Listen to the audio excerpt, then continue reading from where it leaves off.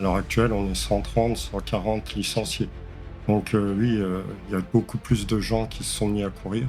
Quand on est sur un ultra pendant 24, 30, 40 heures, on a énormément d'émotions qui passent par là. Alors, la première émotion, quand j'ai fini un ultra, on est presque en pleurs. Oui, on a un esprit très collectif à notre club. C'est le côté ambiance chaleureuse. Je pense que beaucoup de monde prennent des licences chez nous grâce à ça. Et en tout cas, moi, depuis que je suis à la tête du club, je veux à tout prix garder cette ambiance-là. Courir en Meuse, c'est particulier, mais je trouve que c'est bien parce qu'on peut tout faire en fait en Meuse.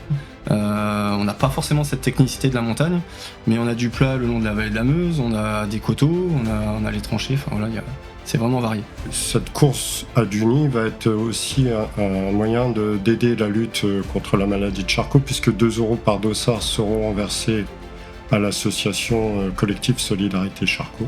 Et finalement, la course à pied, moi je la vois comme ça, comme un partage d'expérience, comme un partage d'émotions. Et c'est pour ça que je dis en groupe, j'ai l'habitude de courir seul, donc ça me dérange pas et j'adore ça, mais je préfère quand même courir en groupe.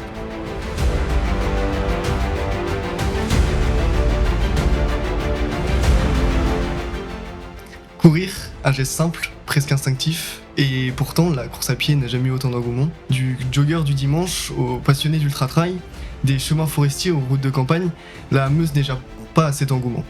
Mais la question qu'on se pose, c'est pourquoi court-on aujourd'hui? Pour en parler, nous avons le plaisir de recevoir Sylvain, président de la SPTT et coureur. Bonjour Sylvain. Bonjour Hugo. Et ainsi que Fabrice, licencié à la SPTT et aussi ultra-trailer. Bonjour Hugo. Donc tout d'abord, comment es-tu arrivé à la course à pied? Alors, j'ai plusieurs souvenirs. Le premier, c'était les séances d'entraînement des 30 années de football que j'ai passées, où bien sûr, il faut du foncier, donc on démarre toujours la saison avec des petits footings. Mhm. Ça m'a toujours plu, et puis voilà, donc j'ai poursuivi après le foot dans la course à pied. Et mon deuxième souvenir, c'est devant ma télé, j'ai toujours suivi l'UTMB depuis les années Kylian Jornet, donc ça date un petit peu. Je suis capable de passer les 24 heures de course planté devant ma télé à regarder les 170 km défiler. Ok. Et toi, comment t'es passé de je vais courir à ça devient complètement une partie de ta vie? Eh ben, en fait, j'ai couru comme ça pour le plaisir, notamment avec les copains. Je m'entraînais un petit peu en solo, mais c'est surtout pour courir avec des copains, des collègues. Et en fait, je me suis mis vraiment à aimer ça et à me challenger surtout. J'ai fait le 14 km, enfin c'était le 15 à l'époque au trail des tranchées. Et dans le bus, j'ai mon collègue qui me dit mais il y a un trail sympa dans les Ardennes à 90 km. Moi là-dessus, j'étais vraiment pas fier et je me suis dit bon non, ce sera pas pour moi. Et puis à la fin de la course, je me suis dit et pourquoi pas? Et c'est lancé comme ça et de 90, j'ai passé à 110 et puis et en fait, plus je fais des kilomètres, notamment en montagne, parce que c'est ce qui me plaît, et plus j'adore ça et j'ai envie d'aller encore plus loin aujourd'hui. Donc, comme toi qui s'est mis à courir grâce au foot, selon toi, pourquoi les gens aujourd'hui, il y en a de plus en plus qui se mettent à courir? Alors là, c'est un vaste sujet, hein, parce qu'en plus, à côté, je suis prof de PS, donc ça me parle forcément. Pourquoi les gens se mettent à bouger? Je sais pas vraiment l'expliquer. Après, c'est un phénomène de société aussi. C'est relever des défis. Je pense que les gens ont besoin de ça pour se prouver qu'ils sont capables de belles choses ou de se dépasser. Ou c'est un moyen aussi de s'évader du quotidien qui peut être épuisant. Quand vous êtes en train de courir sans bande dans la montagne, bah voilà, vous êtes avec vous-même. Donc c'est un moyen aussi de faire une petite rétrospection sur sa vie, j'imagine. Et puis, ouais, relever des défis. Il y en a de plus en plus qui montent l'Everest. Il y en a de plus en plus qui font le tour du Mont Blanc en 2 jours au lieu de mettre 4. Enfin, voilà, c'est toujours aller un peu plus loin, plus haut, plus vite. Mais je n'ai pas vraiment d'autres explications si ce n'est se dépasser. Et en tant que président, est-ce que du coup, tu l'as constaté au fil des années au niveau du club? Ah bah oui, forcément. Moi, alors, je suis pas président depuis très longtemps. Ça fait que 2 ans. Mais je suis au club quand même depuis une dizaine d'années et effectivement, là, à la course à pied, on a plusieurs sections, mais la section course à pied où on était peut-être une soixantaine il y a quelques années, à l'heure actuelle, on est 130, 140 licenciés. Donc oui, il y a beaucoup plus de gens qui se sont mis à courir et Voilà, enfin, je me l'explique pas non plus. J'ai pas vraiment les raisons de pourquoi. Du coup, est-ce que dans la course, tu as dit depuis 10 ans, est-ce que vous avez vu tous les deux des profils différents sur les courses? Ah, les profils, il y en a plein des Des différents. des profils qui ont changé, Alors, je commence par Ouais, répondre, puis tu parleras de ton expérience. Il y en a qui viennent pour se détendre, il y en a qui viennent pour se challenger un petit peu au niveau sportif, il y en a qui viennent s'entraîner régulièrement. Enfin, chacun y amène un peu ses raisons de se mettre à courir. Après, oui, moi, par exemple, j'y vais essentiellement pour me défouler, bah, pour garder une condition physique. Un peu moins peut-être le côté performance. OK. Fabrice, ça doit Alors pas être Sylvain a pareil. raison, il y a énormément de profils de coureurs aujourd'hui. On va dire les amateurs entre guillemets, ceux qui viennent pour le plaisir. Un peu comme on parlait du foot tout à l'heure, mais un peu comme les sections foot où il y a les sections où c'est assez cool, avec notamment des anciens. Et puis les sections un peu plus dans les tournois, les choses comme ça. Et la course à pied, c'est exactement la même chose. On a les amateurs qui viennent là pour passer un bon moment. Alors c'est toujours difficile de se dire un bon moment en course à pied parce que souvent on souffre, c'est pendant les courses, mais on regrette jamais derrière. Donc les gens, voilà, ils viennent se prouver quelque chose, capables d'être, voilà, de faire 10 km, un semi-marathon, un marathon.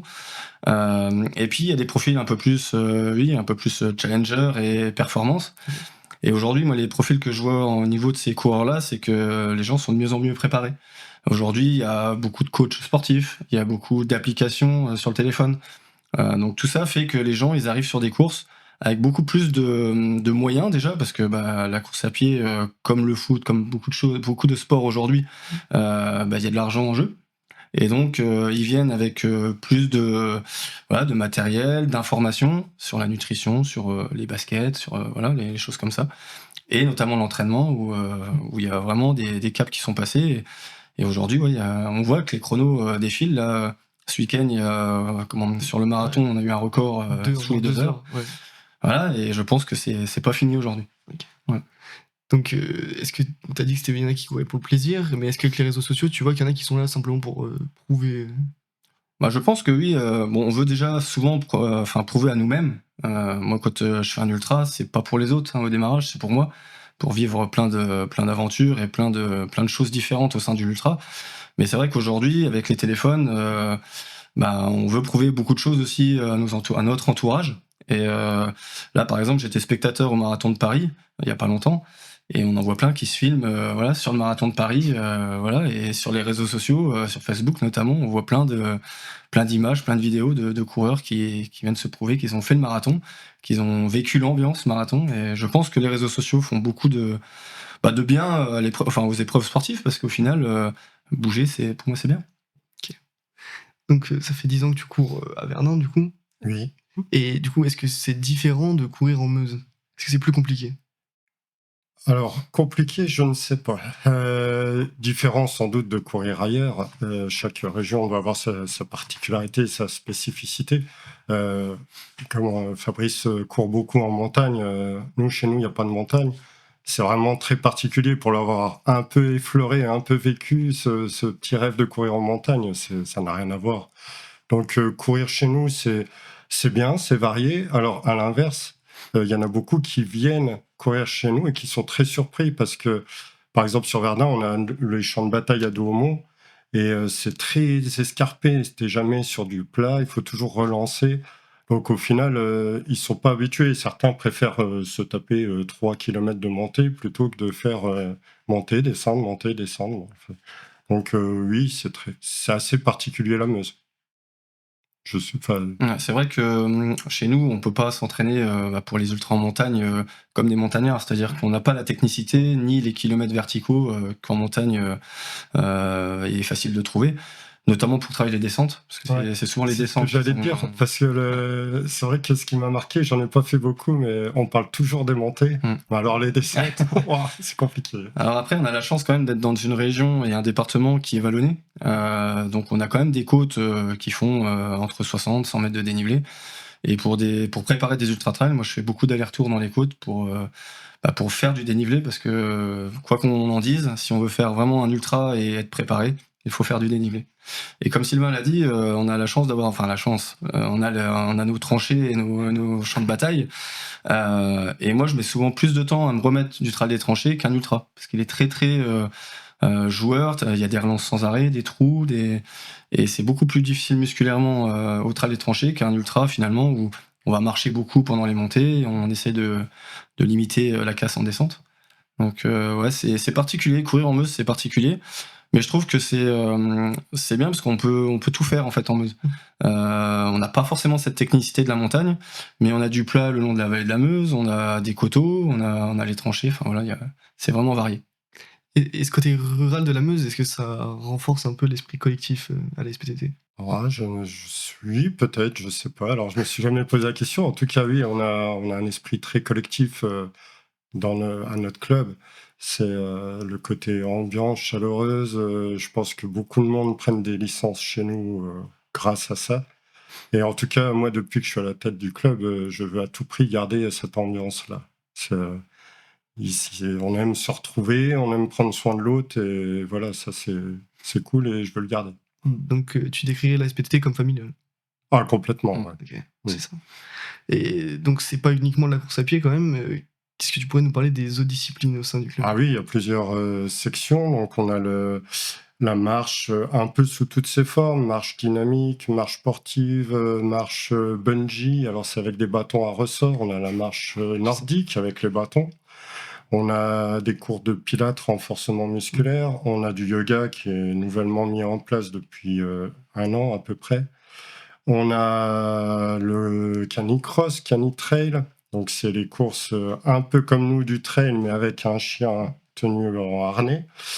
On a la partie VTT cyclo sur route, qui se développe aussi pas mal depuis 2 ans maintenant. Et toi, Fabrice, qu'est-ce qui t'a attiré au club? Le club, déjà, c'est les copains. Moi, j'ai pas mal de copains ou collègues qui faisaient partie de la SPTT. J'y suis venu 1 ou 2 fois et c'est vrai que la cohésion, l'ambiance, c'est comme Sylvain le disait, c'est familial. Et moi, j'ai trouvé ça bien, même si moi j'aime bien le côté challenge. Je trouve que ce côté familial est sympa et même si c'est un sport qui est finalement individuel, parce qu'on court un peu seul face à soi-même avant de courir avec les autres. Mais finalement, c'est collectif dans le sens où on se donne beaucoup de conseils, on en parle beaucoup et en fait on vit des événements ensemble et c'est l'occasion de se retrouver et de profiter des événements ou de lieux qu'on n'a pas l'habitude d'aller. On fait souvent des sorties annuelles sur des courses. C'est aussi l'occasion de se retrouver dans des autres endroits et profiter de la course. Si je peux rebondir là-dessus, Ouais, en bien fait, une fois dans l'année, on organise une sortie club, on appelle ça. Donc, sur route, il y en a une sur route de proposée, puisqu'il y a des spécialistes route, et une trail. Et effectivement, il y a, sur les 150 licenciés course à pied, il y a peut-être 50-60 adhérents qui partent ce week-end-là sur différentes distances. Ils ne font pas tous la toute grande comme Fabrice. Bon, enfin voilà, on se retrouve à 50-60 du club pendant tout un week-end, et puis ceux qui ont fini plus tôt viennent encourager les autres, c'est très sympa. Enfin, bon, puis on arrive tous avec nos mêmes maillots, enfin 60 personnes sur une course, ça se voit. Et enfin, ça fait quelques années qu'on a développé ça, ça marche très bien. Ouais. Donc Fabrice nous a dit que tu faisais l'ultra-trail. Et qu'est-ce que tu vas chercher dans l'ultra-trail? Eh ben, au début, c'était un peu l'idée, c'était d'aller toujours plus loin. C'était des défis, voir jusqu'où le corps peut aller. Et puis je me suis pris au jeu et en fait, aujourd'hui, c'est même plus la performance que d'aller loin. C'est d'aller loin, mais toujours plus vite. Et on voit que même si moi je suis un coureur, on va dire, de campagne, quand tu arrives à faire des top 20 ou top presque 10 sur des grosses courses en montagne, tu dis que voilà, t'arrives à aller challenger des montagnards. Et c'est un peu ça qui me plaît, un peu style Casquette Verte à Paris, c'est un modèle. Enfin, j'aime vraiment le personnage. Et il le dit toujours, le Titi parisien qui vient embêter les gars de montagne. Moi, je trouve ça sympa. Et donc c'est aussi pour ça. Et puis, quand on est sur un ultra pendant 24, 30, 40 heures, on a énormément d'émotions qui passent par là. Alors, la première émotion, quand j'ai fini un ultra, on est presque en pleurs. Aujourd'hui, avec l'habitude, ces émotions, elles s'en vont. Mais finalement, quand on va encore plus loin, parce qu'au début, c'est des 120 km, après, c'est des 180. J'ai fait un Infinity Trail, donc des boucles de 6 km 7, j'ai réussi à faire 230 km. Et c'est des émotions qui sont spéciales, qu'on vit que en trail finalement. On le vit pas au quotidien. Et ces émotions-là, ça sert aussi dans la vie de tous les jours parce que on va se chercher des émotions et du caractère. Ok, donc tu parlais des émotions. Et est-ce que tu as eu aussi un moment le plus dur? Alors le plus dur, c'était même pas sur une course, c'était pendant les années Covid. J'ai fait un GR tout seul que j'ai préparé. Donc je suis parti sur le GR 738, donc c'est autour de Grenoble, enfin à côté de Grenoble, sur le massif de Beldon, où j'avais fait une course qui s'appelle l'Échappée Belle l'année d'avant, que j'ai abandonnée, parce que c'était vraiment très très technique et c'était ma première grosse course en montagne. Et j'ai voulu le refaire pour me prouver que voilà, j'étais capable de courir en montagne. Et le GR, je le faisais pas en rando, je le faisais vraiment en mode trail. Et quand on suit un GR, Sylvain pourra le dire, mais moi j'ai l'habitude de me perdre assez souvent sur les courses. Sur un GR, ça n'a pas loupé, je me suis perdu une paire de fois. Et le gros moment de solitude que j'ai eu, c'était en pleine nuit où j'étais en haut d'un col. Il y avait du brouillard, il pleuvait, et je voyais plus les drapeaux des GR qui sont blancs et rouges. Et je me suis retrouvé en haut, perdu complètement. Il y avait des névés, des crevasses. Donc je me suis dit, si je continue comme ça, je risque de l'accident. Donc je me suis retrouvé tout seul en haut à minuit, à me dire j'arrête et puis on verra ça demain matin. Donc c'est un moment un peu de solitude, mais aujourd'hui je me le rappelle souvent sur des courses quand c'est un peu difficile parce que quand on vit ça tout seul en pleine montagne, il faisait froid hein, et je l'ai presque. Et on se dit on peut rien nous arriver quoi. Donc voilà, c'est le moment vraiment qui a aussi fait le déclic sur les ultras où je suis passé d'un type de coureur à j'essaye et on verra bien, à je suis coureur, je fais un ultra et je le finis. Ok. Voilà. Et toi, Sylvain, tu t'es jamais laissé tenter par ce genre d'aventure? Non, il faut être fou. Non, alors moi, ma plus grosse distance, ça reste 55 km, donc à Verdun, au Trail des Tranchées, mais pas forcément la plus difficile que j'ai connue. Des fois, les distances peuvent être plus courtes, et suivant les journées, vous vivez plus de galères que d'autres. Voilà, mes plus grosses courses, non, ça reste du 40 km marathon de Paris. Ou voilà, je suis pas spécialiste trail, j'aime bien, mais je fais aussi route, j'alterne. Voilà, mais je suis pas sur des distances aussi importantes. Est-ce qu'au fur et à mesure des années, tu deviens pas un peu accro à la difficulté? Si, complètement. Comme on dit, hein, au début, on fait ça pour le plaisir, pour se prouver des choses, et en fait, il y a le goût de l'effort qui arrive, et on vit un peu pour ça. On va se rechercher des limites. Je parlais tout à l'heure de l'Infinity Trail où j'ai fait deuxième, j'ai craqué parce que j'avais la tête qui tournait. J'ai eu un peu peur de ce qui pouvait arriver après. Et en fait, quand je m'entraîne aujourd'hui, j'essaye d'aller loin dans l'effort, avoir même la tête qui tourne. Et j'ai pu voir que derrière, on peut encore courir sans trop de problèmes. Donc, l'idée d'aller chercher la difficulté, je pense, c'est crescendo. Alors, jusqu'où, j'en sais rien. Il y en a beaucoup qui cherchent les limites. Je pense que la limite, c'est propre à chacun et c'est surtout dans la tête. Ouais. Surtout que moi, j'en rebondis un peu là-dessus. Les limites, par exemple, je peux pas. Tu me demandais pourquoi j'allais pas sur les ultras. Moi, par exemple, je n'arrive pas à m'hydrater ou à m'alimenter. Ah oui, ça peut être. Donc, effectivement, dès que je passe 20 km, ça commence déjà à saturer.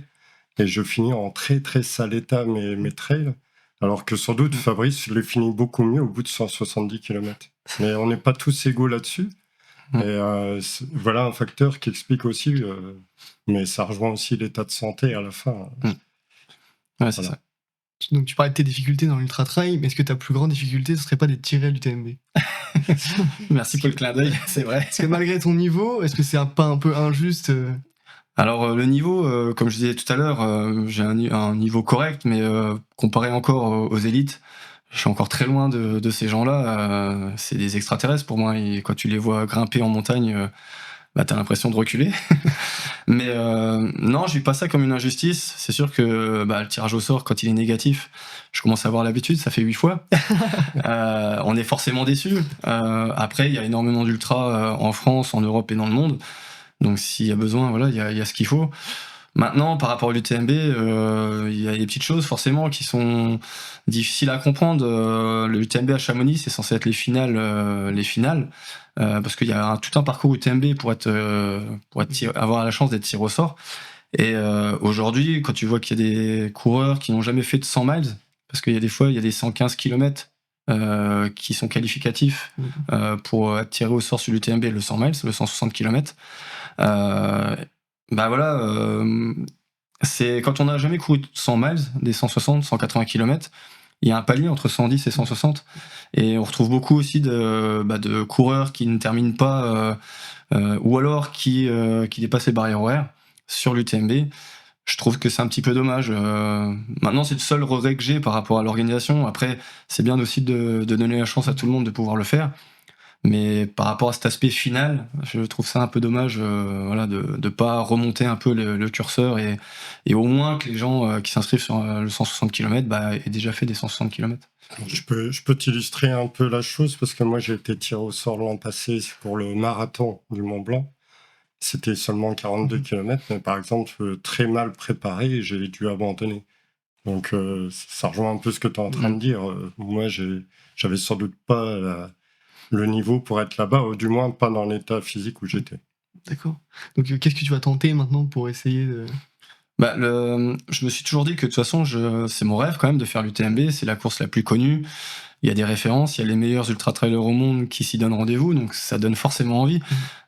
J'y suis allé cette année en tant que spectateur, c'est incroyable l'ambiance qu'il y a autour de cet événement, donc j'ai quand même envie de la faire, hein. Je lâcherai pas, comme sur l'ultra. Maintenant, voilà, il y a d'autres courses, comme je disais, et là, je me suis inscrit à pas mal de courses cette année, notamment l'UT4M à Grenoble, qui est un mois avant, qui fait 180 km et presque 12 000 mètres de dénivelé. Et d'ailleurs, j'ai embarqué quelques coureurs de la SPTT avec moi Je sais. pour faire ce défi. Donc voilà, j'aime bien la partie sport, mais surtout la partie cohésion aussi. Et voilà, je trouve ça sympa. Donc on parle souvent des coureurs, mais il y a aussi derrière toute une organisation. La SPTT Verdun, c'est aussi des événements. Donc aujourd'hui, on retrouve quoi comme événement Alors, l'événement majeur de la SPTT reste le trail urbain verdunois. On en est à 13e édition, je crois, si je ne me trompe pas. Et du coup, c'est un franc succès, notamment depuis 4-5 ans, où il y a eu une envolée d'inscriptions parce qu'on a changé les parcours. Si vous voulez, enfin, si tu veux, avant le parcours passé dans Verdun, mais on a eu l'idée de le faire rentrer le tracé dans les bâtiments de Verdun. Donc ça plaît énormément aux gens.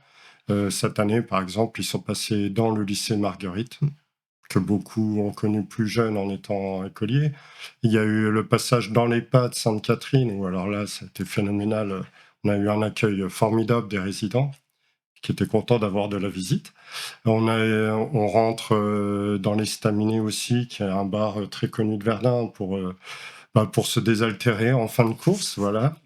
On passe dans les jardins du Centre Mondial, on passe... je peux pas tout vous dire pour cette année, parce que tous les ans, on garde des passages un peu secrets pour surprendre nos participants. Donc voilà, le TUV est vraiment devenu une fête en automne sportive qui prend de l'ampleur. Cette année, on avait plus de 2000 coureurs quand même. Donc ça a pris une belle ampleur. Au niveau des autres événements, on a le Canitrail qui prend aussi une ampleur assez phénoménale. Donc, c'est en janvier sur les champs de bataille à Douaumont. Donc là, cette année, on a eu la 2e édition de réaliser. On avait à peu près 100 attelages. Ça commence à être assez énorme en termes d'organisation. Alors, les chiens, ça implique aussi vérification des vaccins. Enfin, il faut prendre soin des coureurs, mais aussi de l'animal. Donc, il faut les faire boire, il faut les faire manger, etc. Donc, c'est contraignant. Et on a les félicitations des jurys qui participent dans toute la France à des courses de ce type. Mais jamais ils ont connu autant de bénévoles avec une telle ambiance sur l'événement. Donc voilà, à tel point qu'il nous force un petit peu, mais on va le faire avec plaisir, à développer ça sur 2 jours l'an prochain, où on rajouterait une épreuve en VTT, canine VTT. Ouais, j'ai vu ça déjà. Voilà, donc c'est cette fois-ci le cycliste harnaché au chien sur son vélo. toujours sous la course Canitrail, Canicross, SPTT. Et puis le troisième gros événement qu'on va mettre en place, ça va être à Duny cette année, les boucles folles d'Evera. Donc ça rejoint un peu ce que nous racontait Fabrice tout à l'heure, les courses un peu au dernier survivant. Donc voilà, c'est une grande première pour nous. On va voir comment ça fonctionne. Donc la SPTT, elle organise de nombreux événements, comme tu le disais, mais est-ce que c'est plus compliqué qu'ailleurs d'organiser Dans la des région de événements? Verdun? Ah non, alors là par contre c'est assez royal et si je peux en profiter pour leur remercier tout le Grand Verdun, on est soutenu par la mairie à chaque fois. Il suffit d'un coup de fil et souvent le problème est réglé très vite. Bon, on met en avant aussi toute la ville le jour du trail urbain, c'est donnant-donnant, hein. Je crois que monsieur le maire et toute son équipe sont ravis de notre événement. Ils nous le font assez souvent savoir. Et nous, on est ravis du coup de main qu'ils nous donnent. Ok. Et du coup, est-ce que tu ressens quand même une augmentation du nombre de dossards chaque année? Ah bah si tu veux, il y a 5 ans en arrière, on était à 500 participants. Mm. On est passé à plus de 2000. Ouais. Ok. Donc voilà. L'événement, enfin tout ça plaît beaucoup et le bouche à oreille, les réseaux sociaux, tout fonctionne et au niveau des inscriptions, ça part très vite, oui, maintenant. Donc 2000 personnes, quand même, ça demande des bénévoles. Et combien faut-il pour mobiliser sur ces Alors le jour du trail urbain, on a 150 bénévoles à gérer. C'est à comparer sur l'autre grande course de Verdun qui est le trail des tranchées, je ne pense pas qu'ils aient autant de bénévoles à gérer, puisque eux, c'est dans les bois. Des fois, on peut mettre de la rubalise, on peut mettre de la peinture au sol. Nous, le souci, comme c'est en ville, il faut un bénévole dans chaque carrefour pour gérer la circulation qui n'est pas stoppée le jour-là. Donc voilà, quasiment à chaque point de rue, on a un bénévole à SPTT en place. Mais est-ce que c'est plus difficile aujourd'hui de les mobiliser? On est un peu plus de 300 au club adhérent, quand je parle toutes sections comprises. Alors 150, si tu veux, c'est 1 sur 2. Jusqu'à maintenant, on les a parce qu'on les gâte aussi le jour-là. Ils ont toujours un beau cadeau, on leur fait un bon repas. On essaye de les attirer pour les remercier aussi de l'investissement qu'ils nous font. Donc jusqu'à maintenant, non, on a des volontaires bénévoles assez rapidement et plutôt de bonne facture. Puis c'est la fête de notre club aussi un petit peu. C'est pour ça que tout à l'heure je parlais du côté jovial, chaleureux, etc. Le jour-là, tout le monde nous le dit, c'est vraiment une fête dans Verdun. Donc voilà, je tiens à ce qu'on garde ça aussi. Est-ce que tu as déjà eu un moment de stress marquant en organisant? Alors, je suis pas quelqu'un qui stresse très facilement. Il me faut une grosse dose. Je suis plutôt quelqu'un de posé et j'essaye de gérer les choses calmement. Après, bon, sur les premières éditions, oui, il a fallu qu'on décale un horaire de course, ce qu'on n'aurait pas dû faire d'ailleurs, puisque avec le recul, c'était une grosse erreur. Mais ouais, il y a des petites parties de stress, mais c'est de la découverte aussi, parce qu'on a mis en place, par exemple, des courses enfants qui ont été un peu victimes de leur succès la première année. On n'a pas fait gaffe, mais tous les frères et sœurs des inscrits sont partis sur le parcours en même temps. Et à l'arrivée, ils ont ramassé des médailles prévues pour les autres enfants qui arrivaient après. Et il nous a manqué une centaine de médailles à l'arrivée. Donc, mauvaise pub pour nous, pour le coup. Mais on s'y est un peu mal pris. Bon, voilà, on s'est rattrapé. Hein. Les médailles ont été restituées. On a recommandé des médailles. On a pris les adresses de chaque gamin et on a mis 6 mois, mais chaque enfant a eu une médaille. Et en excuse, on l'a réinvité l'année suivante. Okay. Voilà, mais ce genre de petit événement qui reste à la marge, heureusement. Mais voilà, oui, ça peut amener un petit stress. Mais sinon, non, jamais eu de grosses blessures, etc. Et tant mieux, pourvu que ça dure. Est-ce que toi, Fabrice, tu as une course du club que tu attends plus que d'autres? Bah forcément oui, le trail urbain, comme disait Sylvain, c'est la fête entre guillemets. Donc c'est l'aboutissement aussi de souvent une année de course. Enfin moi en plus c'est mon tournant de saison. J'arrête souvent au mois de septembre pour préparer la saison d'après. Donc c'est vrai que cette course-là, je ne la cours pas. Je fais bénévole. Mais c'est toujours avec plaisir de soutenir. Et moi qui fais beaucoup de courses organisées, c'est hyper important d'avoir des bénévoles parce que sans ça, on peut pas faire de course. Donc voilà, c'est aussi ma façon de participer à une organisation. Qu'est-ce qui fait selon vous une bonne course?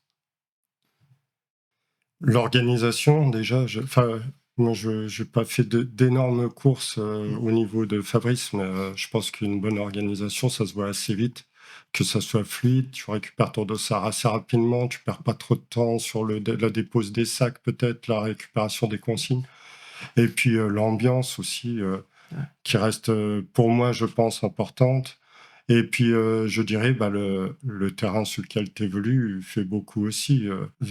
C'est vrai que j'étais à Chamonix l'an dernier, c'est absolument la mecque des coureurs trail.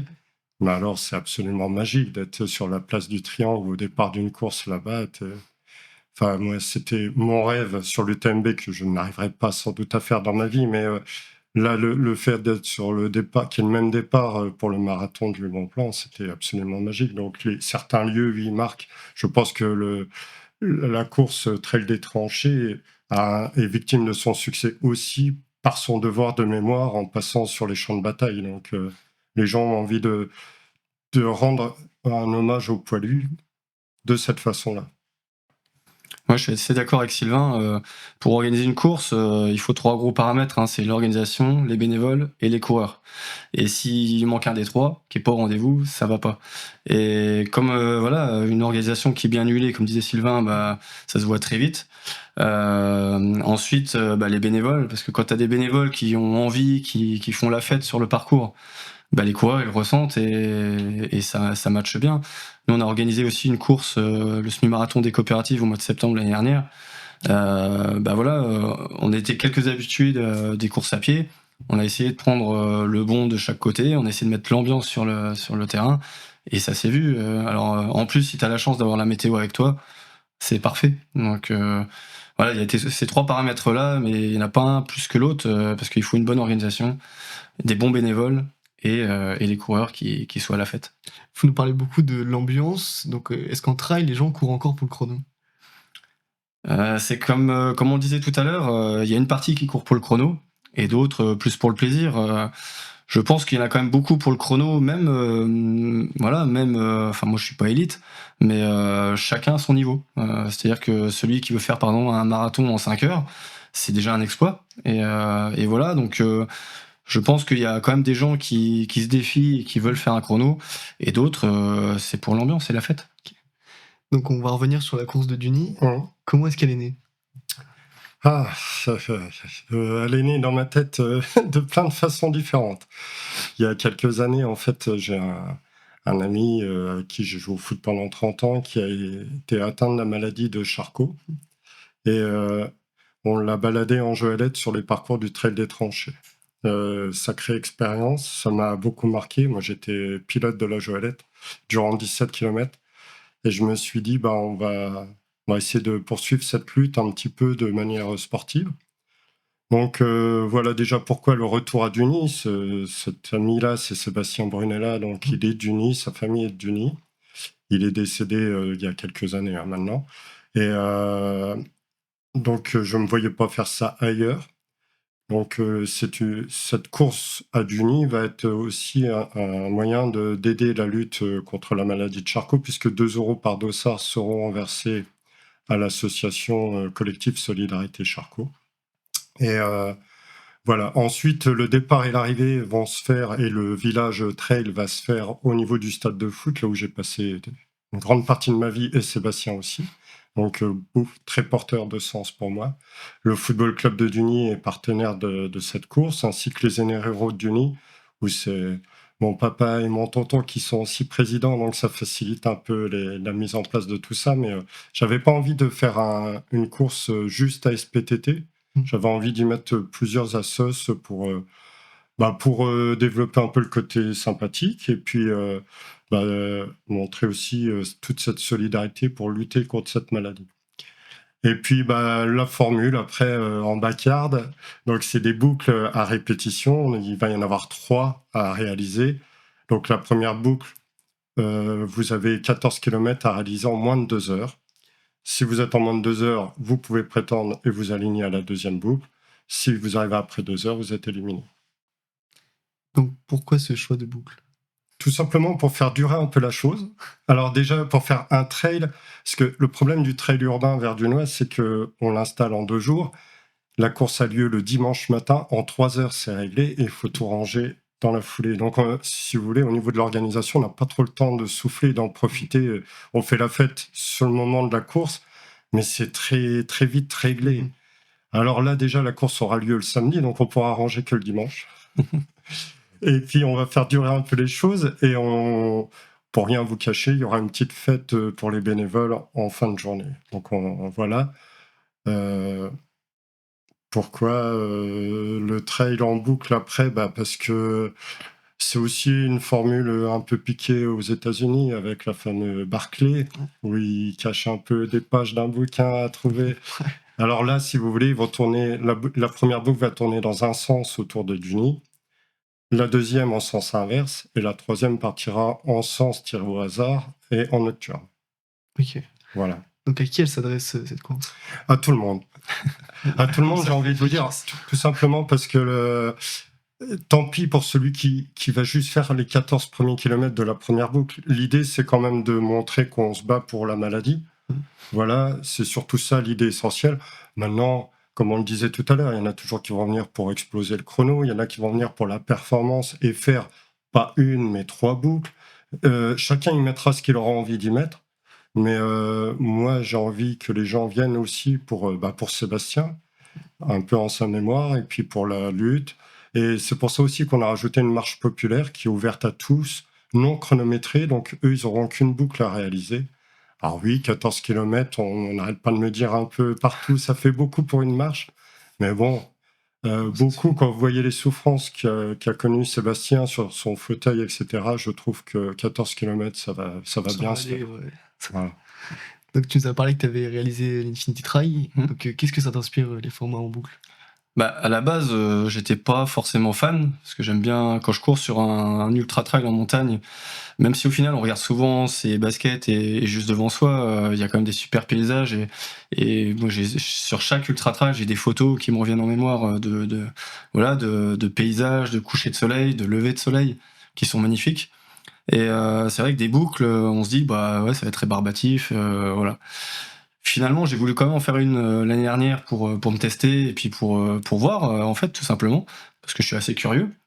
Et finalement, on se prend vite au jeu et ce qui est bien avec ces formats-là, c'est que les coureurs, ils peuvent se dépasser et tout en sécurité. C'est-à-dire que toutes les heures ou toutes les boucles, en fait, ils reviennent au point de départ dans le village ou dans leur dans leur espace, parce que chacun a un espace, et ça a un petit côté sécurité. Et on voit d'ailleurs les 3/4 des coureurs qui vont sur ces formats-là, ils explosent leur kilométrage, leur record, quoi, parce que je dis pas que c'est facile, mais c'est plus sécuritaire. Voilà.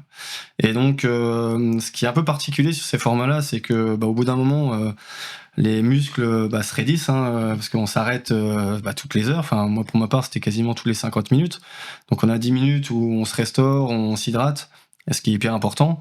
On se repose un peu, mais on repart, on est à froid, entre guillemets. Donc, il faut relancer un peu la machine. Et c'est ça qui est très compliqué au bout de 10, 20, 25 heures. Mais après, comme dans un ultra, en fait, c'est la tête qui t'emmène. Donc, voilà, c'est bien pour se tester et pour se dépasser. Donc tu disais que c'était la tête qui faisait beaucoup, mais est-ce que c'est plus dur sur un parcours classique ou sur les boucles? C'est pas le même effort. Là, ce qui est très dur, c'est que au début, on se bat, comme je disais tout à l'heure, sur un ultra, on se bat presque plus avec soi-même qu'avec les autres coureurs. Là, quand on vise quelque chose, c'est vraiment au début, on s'entraide parce que comme on court toutes les heures avec les mêmes personnes. Au bout de 20 heures, on n'est plus qu'une dizaine, une vingtaine, donc on repart tous les heures ensemble, donc on discute, on raconte notre vie, on raconte nos histoires, et à la fin, quand il en reste 2, là c'était mon cas donc l'année dernière, c'est un peu vache parce que tout ce qu'on attend c'est que l'autre arrête, quoi, tout simplement. Donc c'est toujours, c'est de bonne guerre, mais du coup il y a cette arrière-pensée là qui est un peu traître, et c'est vrai que cette première expérience l'année dernière, c'est presque ça qui m'a le plus touché finalement émotionnellement, c'est-à-dire être tout seul face à un autre concurrent et voir qui arrêtera en premier. Là malheureusement l'année dernière c'était moi, cette année là au mois de juin, j'espère que je serai le dernier. Du coup tu es président depuis 2 ans, du coup est-ce que ton rôle aujourd'hui c'est plus de la gestion ou un rôle fédérateur? Alors un peu les deux. Quand je dis un peu les deux, non, c'est un peu gestion parce qu'en fait, j'ai la chance d'être très bien épaulé. J'ai tout un bureau derrière moi qui fonctionne très bien et qui me soulage de beaucoup de tâches de gestion, justement. Alors, notamment la partie compta où j'ai quand même pas beaucoup de connaissances et je préfère pas en avoir, comme ça, c'est pas ma partie. Et la partie fédérateur, oui, celle-là, je la garde et j'ai envie d'être moteur de mon club. Enfin, j'ai toujours été depuis tout petit capitaine de mon équipe, coach, dirigeant. Donc, et puis, bon, mon métier, encore une fois, professeur de PES, c'est aussi emmener mes élèves vers des productions, etc. Donc, j'ai toujours été dans le coaching ou dans le management. Donc voilà, c'est une partie qui me plaît, oui. Et quels sont tes projets pour l'avenir du club? Il paraît qu'il faut que je me calme parce que j'ai beaucoup trop d'idées. Donc, oui, bah, des projets, en fait, j'en ai. On m'en amène au fur et à mesure. Encore ce matin, on m'a appelé pour une nouvelle course qu'il faudrait que la SPTT gère. Donc, c'est très bien, c'est qu'on a atteint on a acquis nos lettres de noblesse dans l'organisation d'événements sportifs, hein, puisqu'on est de plus en plus sollicité. Et là, cette année, j'ai dû être demandé depuis 3 mois là, sur 4 courses nouvelles. À chaque fois, on nous demande conseil, comment faire si c'est pas pour les gérer. Donc voilà. Après, non, là, les projets sont déjà bien en place. On va déjà essayer de s'attacher à faire tourner cette nouvelle course à Duny. On verra le nouveau format Canitrail, comme je te disais tout à l'heure. Ça sera lourd à gérer aussi, parce que cette fois-ci, les bénévoles, il faudra qu'ils s'engagent sur 2 journées aussi. Donc voilà, ce qu'on a en place, on va essayer de l'améliorer. Et puis on verra si on rajoute encore des nouveaux projets. Mais là, c'est déjà pas mal. Et toi, Fabrice, quels sont tes projets sportifs pour l'avenir? J'en ai parlé un tout petit peu tout à l'heure, mais du coup, là, cette année, j'ai 4 grosses courses. Donc la première démarre dans 15 jours avec l'Ultra d'Alsace, à 160 km. Je fais l'Infinity Trail, donc du coup à Pavie au mois de juin. Au mois de juillet, j'ai l'UT4M. Et au mois de septembre, j'ai l'Infernal Trail, donc un 210 km. Donc l'idée, c'est pas d'être à fond sur toutes les courses, parce qu'on n'a pas non plus la capacité d'être tout le temps à fond voilà, sur les courses toute l'année. Mais c'est de me faire plaisir sur ces formats-là. Et après, dans le plus long terme, bah, voilà, c'est d'aller toujours plus loin. Donc j'aimerais bien quand même faire l'UTMB un jour, on en parlait tout à l'heure, donc on verra. Peut-être pour la 10e année d'attente. Voilà, on verra. Et puis, bah, y a les formats double 100 miles, c'est-à-dire les 360 km, où j'aimerais bien me tester. Et voilà, peut-être que l'année prochaine, si je suis pas tiré au sort cette année-là, bah, ça sera un autre défi. Donc tu fais de l'ultra-trail, mais comment est-ce que tu gères ta vie à côté? Alors moi je suis technico-commercial à la coopérative EMC2, donc je suis les parcelles des agriculteurs et je les conseille sur je les aide à prendre des décisions. Donc je marche beaucoup dans les champs. Là pendant les tours de plaine au printemps et à l'automne, je fais entre 15 et 25 km par jour de marche. Donc ça aide bien déjà. Par contre pour l'entraînement c'est un peu plus compliqué parce que on est un peu fatigué, donc souvent j'y vais le matin pour déjà me décharger, parce qu'en fait la course à pied aujourd'hui, on va dire à mon propre niveau, c'est presque une drogue. Moi je l'ai vécu il y a quelques années avec une grosse blessure, une fracture de fatigue, et j'ai mis 3 mois vraiment à accepter de ne plus courir. C'était très compliqué, donc j'ai déjà besoin de ça. Et après, dans l'organisation, comme je te le disais, j'y vais souvent les matins pour éviter que ça prenne du temps sur ma vie de famille, parce que j'ai 2 enfants qui ont 8 et 10 ans. Ça demande aussi un peu de temps. Donc voilà, j'essaie de m'organiser pour que ça prenne le moins de temps possible sur ma famille. J'ai mon travail qui me demande aussi un peu de temps, donc j'essaie de m'organiser comme ça. Et cette année, j'essaie de quand même m'entraîner un peu plus que les années passées, parce que en fait, quand on se voit avec certains coureurs sur les ultras, on a des niveaux un peu similaires quand on court après 20 heures. Et quand on discute, c'est des gens qui sont à plus de 100 km par semaine, alors qu'à l'époque, moi, j'en faisais que 50. Donc pas tellement finalement pour faire un ultra. J'y arrive parce que j'ai l'expérience maintenant. J'en ai fait déjà quelques-uns, donc comme je te disais, c'est la tête qui t'emmène au bout. L'entraînement va juste te permettre de le faire plus vite. Okay. Et donc c'est un peu cet axe que je travaille cette année, à faire un peu plus de kilomètres, tout en privilégiant la vie de famille et le boulot. Ok. Donc qu'est-ce que vous diriez à quelqu'un qui n'a jamais couru? qui s'y mettent. Mais bon, Qui l'essayent. Alors, mais se mettre à courir, enfin, moi, je l'explique souvent comme ça. Forcément, les premières séances vont être difficiles. Euh, on ne fait pas 20 km comme ça sans entraînement. Donc, les premières séances font mal, elles sont difficiles, puis au fur et à mesure, on s'habitue, bah, la régularité de l'entraînement fait que ça devient de plus en plus facile, puis après, bah, le plaisir vient et puis, mais oui, il faut de la régularité, puis, de la motivation au départ. Tu dirais quoi à quelqu'un qui veut se lancer dans l'ultra trail? Dans l'ultra trail, de savoir pourquoi pourquoi il s'inscrit en fait. Parce qu'en fait, quand on s'inscrit sur un ultra, on peut s'inscrire sur un coup de tête ou avec un délire entre potes. Par contre, ce trail-là, on le finit pas. Il faut vraiment, quand on est face à des moments difficiles en ultra, il faut savoir pourquoi on le fait et jusqu'où on est capable d'aller dans la difficulté, parce que voilà, on va pas se le cacher, un ultra c'est douloureux, autant dans les jambes que dans la tête. Donc il faut vraiment être préparé psychologiquement pour le finir. Qu'est-ce que tu dirais à quelqu'un qui hésite de venir à la SPDT?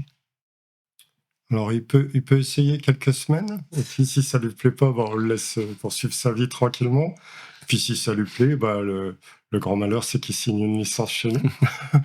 Voilà, non mais tout le monde est bienvenu et ce qui me fait plaisir aussi, c'est que depuis que je suis à la tête du club, on a des jeunes de plus en plus, très jeunes, 17-18 ans, qui prennent des licences. C'est un peu nouveau au club puisqu'on a quand même, tout ce qui est marche et cetera, ça attire plutôt des personnes à la retraite, voilà.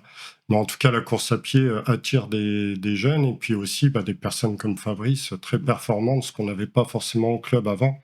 Mais maintenant, on a quand même des gens qui courent très, très bien, preuve en est, au dernier trail, des tranchées, on était sur tous les podiums, Ok. voilà, donc on a quand même, des niveaux, très, très, très forts. Donc pour finir, nous allons jouer à Tu préfères. Donc vous préférez courir seul ou en groupe? En groupe. En groupe? Alors moi, je dirais les 2. Les deux. Ouais, parce qu'en groupe, c'est formidable tout ce qu'on a déjà dit, mais seul, ça reste enfin, pour moi, je trouve que ça reste primordial pour se préparer à une échéance ou à un moment où on sera face à soi-même quand même. Donc toi, c'est quand même surprenant que tu dises en groupe alors que la majorité du temps sur des courses, bah, t'es tout seul. Ouais, c'est vrai. Alors, je dis ça parce qu'en fait, moi, je m'entraîne beaucoup seul. On fait des ultras seuls. Alors, c'est très bien et on sait pourquoi on est là. Mais le fait de courir en groupe, on partage des moments, on va dire, on partage son expérience, on partage des bons moments. Et finalement, la course à pied, moi, je la vois comme ça, comme un partage d'expérience, comme un partage d'émotions. Et c'est pour ça que je dis en groupe. J'ai l'habitude de courir seul, donc ça me dérange pas et j'adore ça. Mais je préfère quand même courir en groupe. Ouais. Et donc vous préférez courir en trail, donc dans des chemins à la montagne, ou sur route? Alors pour moi, les 2. Je Les l'ai deux. dit tout à l'heure, voilà, j'alterne et puis les 2 peuvent être complémentaires, hein. C'est pas l'un qui interdit l'autre. Par contre, je pense qu'à partir du moment où tu atteins, un niveau, très, très performant dans une des 2 disciplines, ça m'étonnerait que ce trailer-là ou ce marathonien-là repasse, sur l'autre, discipline. Ok. Ouais, c'est vrai, moi, ça sera le trail, hein, sans surprise. Et du coup, vous préférez courir avec de la musique ou silence total? Pour moi, ça dépend. Quand je vais courir tout seul, des fois, je mets un peu de musique. Mais sinon, quand on est au club, en groupe, je mets jamais de musique. Comme disait Fabrice, je préfère rigoler avec tout le monde, Discuter. échanger, voilà, profiter des autres, plutôt que de m'isoler avec la musique. Et moi, sans musique, je préfère vraiment écouter, parce que j'adore la nature. Ok. Donc écouter la nature, et j'adore dire que j'aime bien le bruit du vide. bruit du C'est en fait, c'est un moment où quand on se retrouve seul la nuit, voilà, dans un bois ou en montagne, et ben on a un silence qui finalement voilà, c'est perceptible. Donc voilà, j'adore ça. Donc même sur des centaines de kilomètres, tu mets jamais de... Jamais de musique. Jamais? Non, jamais. Donc vous préférez courir tôt le matin ou tard le soir? Alors pour moi, je vais opter pour Les tôt le deux? matin parce que non, pas les 2 cette fois-ci, parce que je suis pas très fan des courses nocturnes. Alors j'en ai déjà fait quelques-unes, mais je sais pas comment ils font pour passer la nuit dehors avec la petite lumière sur le front. Voilà, c'est pas mon trip à moi, donc je vais prendre tôt le matin. Donc même avec les SPDT, les soirs d'hiver, ça va? Si, oui, je vais à l'entraînement quand même. Je mets ma lampe, mais c'est pas ma partie préférée. Voilà. Alors moi, comme je te l'ai dit tout à l'heure, je cours essentiellement le matin pour m'entraîner, mais je préfère le soir, la nuit, comme je te disais tout à l'heure, pour vraiment être souvent seul en pleine nuit, c'est spécial et c'est ce que j'aime. Et bah, Profite moins du paysage aussi. C'est pas pareil. profite du bruit du vide. Voilà, exactement. Et bien, merci pour cet échange. Merci. Merci à toi, Hugo. Et à bientôt pour un prochain épisode de Muscast.